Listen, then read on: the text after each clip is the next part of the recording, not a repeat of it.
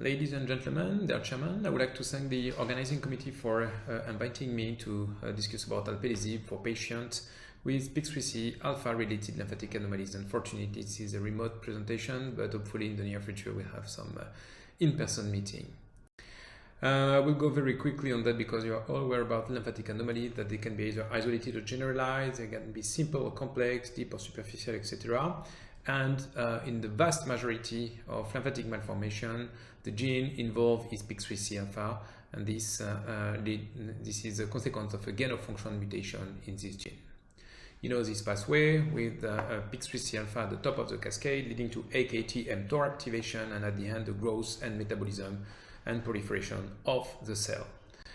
You know that Matthew Warman in 2012 identified some gain-of-function mutation in the PIK3CA alpha gene that explain usually overgrowth anomalies, and according to the tissue layers that are affected by this mutation and the time of occurrence during the pregnancy of this mutation, you may have different clinical presentation. I know that this gain-of-function mutation in the PIK3CA alpha are leading to difficult diagnosis with broad clinical presentation. And a few years ago, we created the mouse model of PIK3CA alpha-related overgrowth syndrome that recapitulates faithfully the patient phenotype and identified the BYL719, so now it's called alpelisib. It's an approved drug in oncology, in breast cancer, and demonstrated its efficacy in our preclinical mouse model and in a few patients, in 19 patients, and now we are about to report the outcome of 57 patients in the EPIC-P1 clinical trial. But what is important to know is that in our first mouse model, we were using an ubiquitous Cre recombinase, meaning that this Cre recombinase was expressed in all cells, and playing with tamoxifen, we were able to modulate the degree of mosaicism and to modulate the degree of severity of the disease. But we were not able, with this approach, to understand the precise role of certain tissue. And we had a particular interest for the lymphatic tissue because when we were treating some patients with PROS, one of the tissues that was responding fairly well to the drug was lymphatic. So we decided to create, and this is a work that has been done by Florence de Lestrière, Charles Bayard, and Kit Riveno.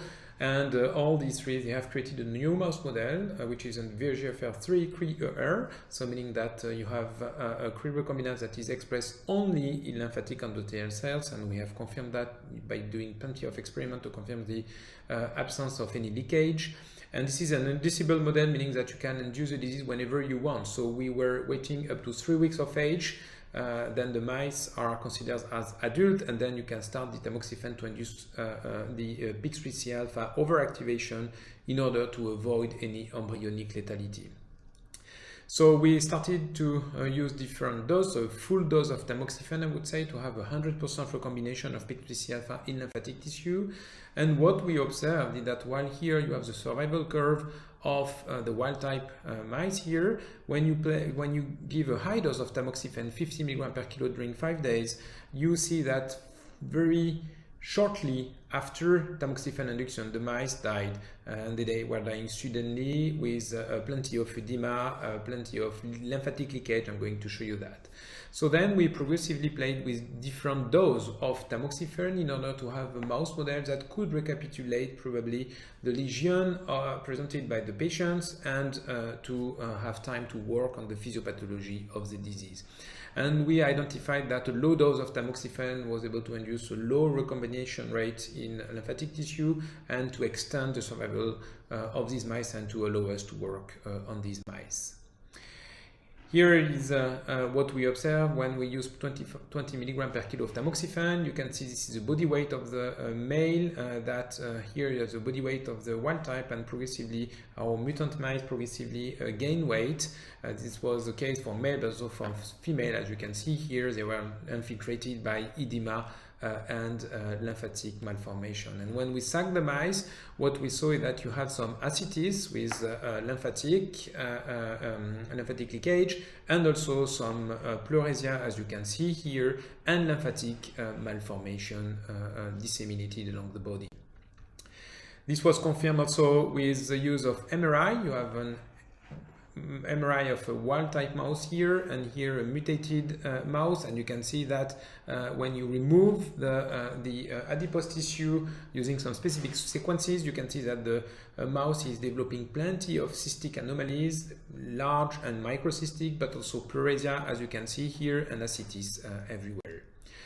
We explored the histology, of course, of these mice, and here you have the skin of a normal mouse, and here the skin that we could, the lesion that we could find in the skin of mutated mice here, and these mice were faithfully recapitulating the macro and microcysts that you could observe in patients that were filling off with red blood cells, and here you have the kind of lesion that you could observe in different patients. So this mouse model mimic the lesion that we saw in our patients. And we confirmed that these anomalies were carrying some lymphatic markers such as podoplanine, but also you have some adipose tissue and alpha muscle cells that were dissociating the tissue, such as in our patients.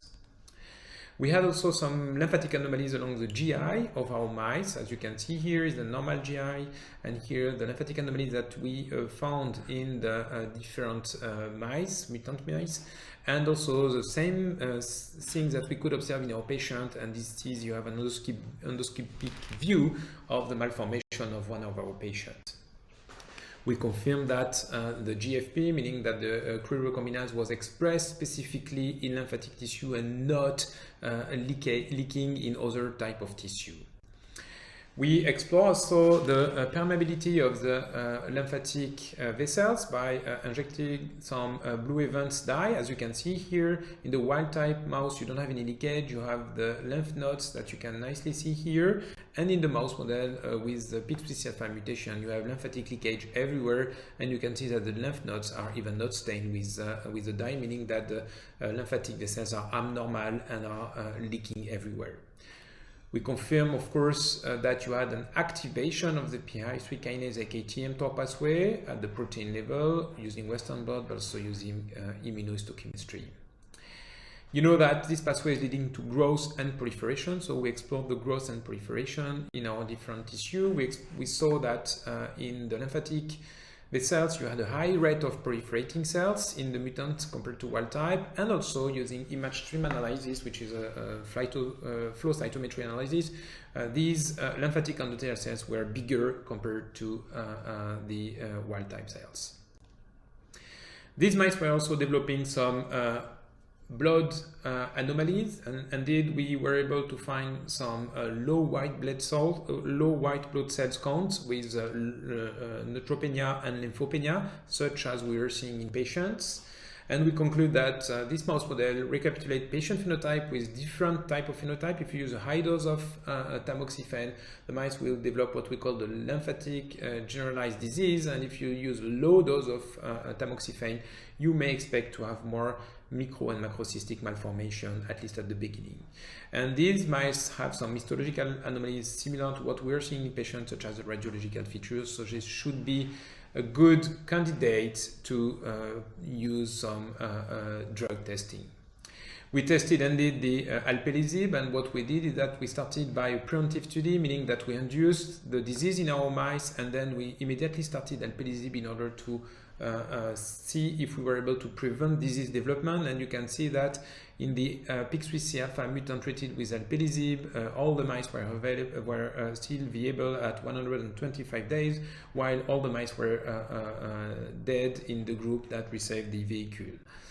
And also you can see the body weight change, so meaning that the mice treated with alpelisib had a normal body weight compared to the mice that were treated with the vehicle. And at the histological level, the alpelisib was able to prevent all the lesions. These mice had a normal phenotype.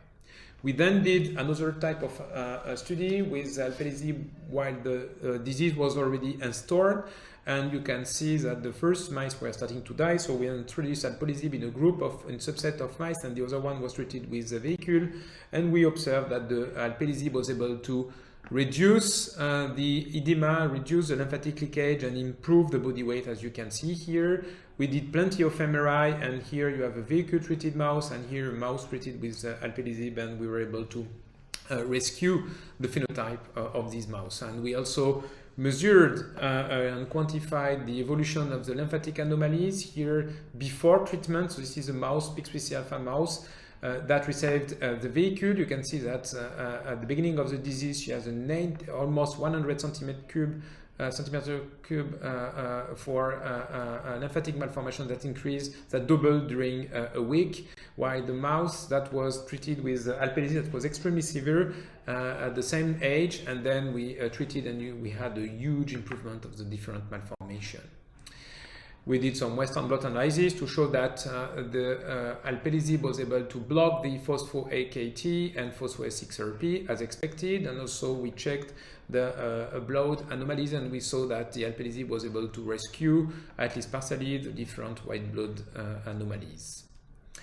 So we found the alpelisib was efficient in this mouse model, so we decided to treat 6 patients that had very severe lymphatic anomalies, either isolated or complex, and that were resistant to other treatment. As you can see here, 5 of them had received already rapamycin in addition to plenty of treatment, including sclerotherapy and surgeries, and 1 patient received already talisidim.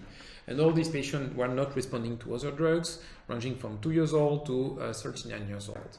And just 2 examples, but you will see this patient very soon. And here you have a young patient of 2 years old with these huge lymphatic anomalies. And you can see that after 6 months, you had a shrinkage of the lymphatic malformation, as well as an improvement of her general condition, pain, lymphatic leakage, inflammatory flares. Another malformation of the tongue, as you can see here, that was infiltrating the base of the tongue, and after 6 months you can see a nice reduction of the volume of the malformation. Another view of another lymphatic malformation of the right part of the face that has reduced with the treatment over 6 months. And another patient here with lymphatic reduction, as you can see here. This patient had a complex vascular malformation, including lymphatic anomalies with lymphatic leakage permanently before drug introduction, and he received talisidim that was not efficient at all, and you can see that he was improved with the treatment.